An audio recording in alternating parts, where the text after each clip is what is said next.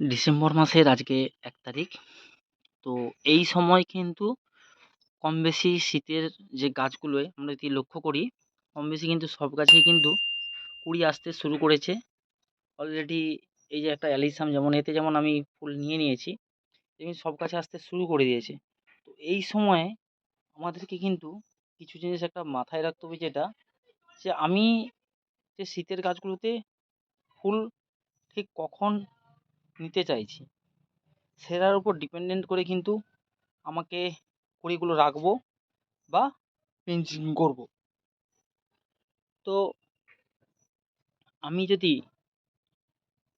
চাই যে ডিসেম্বরের 15 তারিখ, তারপর থেকে আমি কুঁড়িগুলো নেব, তাহলে কিন্তু আমার হাতে এখনও প্রায় 15 দিন সময় আছে। এই সময়গুলোতে আমি পিঞ্চিং করব, অর্থাৎ গাছের যে গ্রোথ সেইটার দিকে আমি নজর দেব। কারণ কুঁড়ি নিতে যখন আমি শুরু করব, ফুল নিতে শুরু করব, তারপরে কিন্তু আর গাছের গ্রোথের দিকে আমরা সেভাবে নজর দিতে পারবো না। তাই জন্যে এই সময়টায় আমাদেরকে গাছের গ্রোথের দিকে নজর দিতে হবে। কারণ গাছের যদি গ্রোথ খুব সুন্দর হয়, ভালো হয়, তাহলে কিন্তু গাছের ফুলও খুব সুন্দরভাবে তৈরি হবে। আর সেই জন্য এই সময়টায় আমাদেরকে যে খাবারগুলো আমরা গাছে দেব, সেগুলোও কিন্তু ঠিকঠাকভাবে প্রয়োগ করতে হবে এবং একটা নির্দিষ্ট সময় অন্তর অন্তর প্রয়োগ করতে হবে।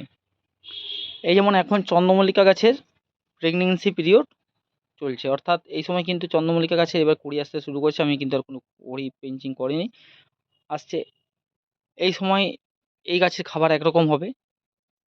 আবার এই যে শীতের গাছগুলো, যেগুলোতে এখন আমি গাছের গ্রোথের দিকে নজর দিচ্ছি, এখন আমি ফুল নিচ্ছি না, এর খাবার একরকম হবে।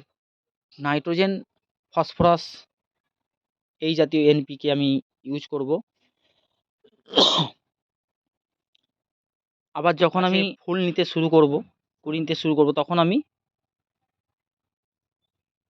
পটাশিয়াম জাতীয় খাবার গাছে প্রয়োগ করব, যাতে গাছের ফুল ফলের বৃদ্ধিতে, গাছের ফুল ফলের গঠনে সাহায্য করবে। তো আমি এখন এই যে গাছগুলোতে, শীতের গাছগুলোতে কি করছি না, এখন আমি ওই যে বলেছি পাতলা খোল জল ভেজানো, সরষার খোল ভেজানো যে পাতলা জলটা, তার সাথে ডিএপি প্রতি টবের জন্য 4-5 দানা হিসাবে মিশিয়ে 3-4 দিন পরে এই গাছগুলোতে সপ্তাহে একবার করে দিচ্ছি। তার সাথে সাথে আমি এই গাছগুলোতে 15 দিনে একবার মাইক্রো নিউট্রিয়েন্ট স্প্রে করছি। আর কি করছি, সপ্তাহে একবার করে নিম জল স্প্রে করছি, নিম তেল স্প্রে করছি, যাতে গাছে রোগ পোকা মুক্ত থাকে। এই গাছগুলো আমার অনেক আগেকার গাছ, বয়স হয়ে গেছে। এই গাছগুলোকে আমি এবার তুলে ফেলে দেবো, নতুন যে গাছগুলোয় ফুল আসবে। তো আর সেই সাথে এই যে চন্দ্রমল্লিকা গাছ, যেগুলো এখন প্রেগনেন্সি পিরিয়ড চলছে, এইগুলোই আমি যেটা বললাম পটাশযুক্ত খাবার, অর্থাৎ এগুলোতে আমি এখন সর্ষের খোল ভেজানো জল, যেটা ওটা আমি প্রতি সপ্তাহে না দিয়ে এখন থেকে আমি কি করব, প্রতি 15 দিনে একবার করে দেব, অর্থাৎ মাসে 2বার দেব। আর সেই সাথে ব্যালেন্স যে এনপিকে 10-26-26 সেটা দেব প্রতি 10 দিনে একবার, প্রতি টবের জন্য। এই যেমন এই টবটা 8 ইঞ্চির টব আছে, এই টবটাতে আমি 6 দানা থেকে 7 দানার মতো 10-26-26 দেব। আর সিঙ্গেল সুপার ফসফেট যেটা, ওটাকে যাতে আমি 2 চামচ নিই, তার সাথে 1 চামচ নেব লাল পটাশ, যেটা এই দুটোকে মিক্সড করে আমি প্রতি টবের জন্য 2 চিমটির মতো নিয়ে টবের গাছের এই গোড়া থেকে একটু দূর দিয়ে এই টবের চারদিকে দিয়ে দেব। কারণ এই সময় যেহেতু চন্দ্রমল্লিকা গাছগুলো প্রেগনেন্সি পিরিয়ড, তো এই সময় আমি পটাশযুক্ত খাবারটা দেবো। আর এইটা যে দেবো সেটা কি করব না, আমি যদি প্রথম 10 দিনে একবার যদি এই 10-26-26টা দিই, তাহলে পরের 10 দিন একবার ওই ফসফেট আর পটাশ মেশানো এটা দেবো। তারপর আবার 10 দিন 10-26-26 দিলাম। এবার এটার মধ্যিখানেই প্রতি 15 দিন গ্যাপে আমাকে সর্ষের খোল ভেজানো জলটা দেবো।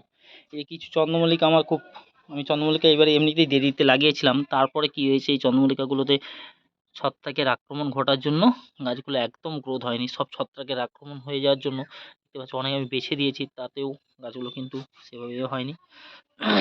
কিছু গাছ ভালো হয়েছে। তো এইগুলো একটা ব্যাপার, গাছে আমি শুধু খাবার দিলাম, তার সাথে সাথে কিন্তু গাছে যে কীটনাশক বা যে ছত্রাকনাশক এইগুলো কিন্তু টাইম টু টাইম যদি একটু স্প্রে করে রাখি খুব ভালো হয়। মানে এমন নয় যে প্রতি 10 দিন ছাড়াই দিতে হবে, কিন্তু হয়তো 15-20 দিনে একবার আমি এই প্রতি 20 দিন বা 25 দিনও যদি হয় একবার এই যে যদি যে ফাঙ্গিসাইড যেটা সেটা যদি আমি দিয়ে রাখি, তাহলে এই প্রবলেমগুলো হতো না। যাই হোক, আমি বাড়িতে না থাকার জন্য আক্রমণ হয়ে গিয়েছে, তবু অনেকটাই সামলে গেছে। বাট শীতের গাছগুলোতে একবার যদি এইসব ফাঙ্গাল ইনফেকশান বা প্রবলেম হয়, সেগুলোকে রিকভারি করতে অনেকটা টাইম চলে যায়। আর শীতের গাছগুলো তো আমাকে এই, যেটা আমি সবসময় বলি, অক্টোবর থেকে ফেব্রুয়ারি, বড়জোর মার্চের প্রথম সপ্তাহ, এর মধ্যেই যা ফুল বলুন সব কিছু হবে। তারপরে তো আর চেষ্টা করলেও রাখতে পারবো না, কারণ গরম পড়বে, আর গরম পড়া মানে শীতের গাছে কিন্তু আর সেই গ্রোথ বলুন থাকবে না। আর এই সময় যেটা বলছিলাম আরেকটা কথা, যে আমি গাছের গ্রোথের দিকে নজর দেবো, তাই জন্য কী করব, গাছগুলো কিন্তু এই সময় আমি কিন্তু কুড়ি নেবো না, পিঞ্চিং করে দেবো। এই যে একটা ক্যালেন্ডুলা গাছ, প্রত্যেকটা গাছেই দেখো ক্যালেন্ডুলা গাছ, ভালো করে দেখাই, এইখানে কিন্তু কুড়ি এসে গেছে অলরেডি, দেখছো?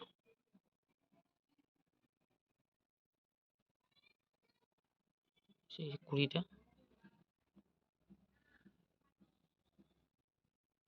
প্রত্যেকটা গাছেই সেম জিনিস, কুড়ি এই সময় গাছে।